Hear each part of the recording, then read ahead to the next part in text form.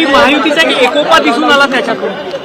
निश्चितपणे आम्ही सगळे एकत्रितच आहोत.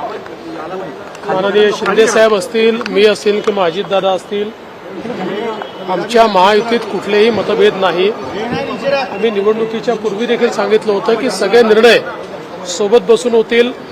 आमचे श्रेष्ठी आहेत, ते आमच्यासोबत बसून सगळे निर्णय घेतील, त्याप्रमाणेच सगळे निर्णय होणार आहेत.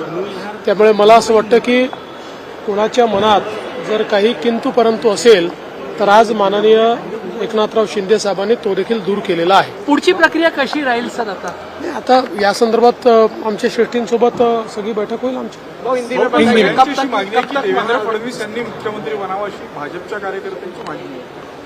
सर हिंदी में बताइए, कब तक सरकार एक नाथ शिंदे जी की भी प्रेस कॉन्फ्रेंस हुई, उन्होंने कहा कि देखिए जो फैसला करेंगे वो मंजूर है कि हमारी महायुति में कभी भी कोई एक दूसरे के प्रति अलग मत ये रहा नहीं है.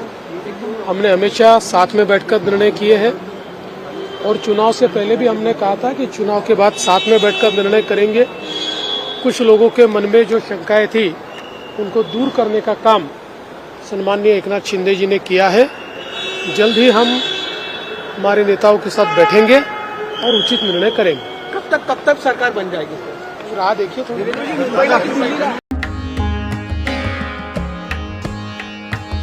सणासुदीचा आनंद द्विगुणित करा वारणा उत्पादनांसोबत. वारणा श्रीखंड, तूप, दही, दूध, लस्सी, बटर, चीज आणखी बरंच काही.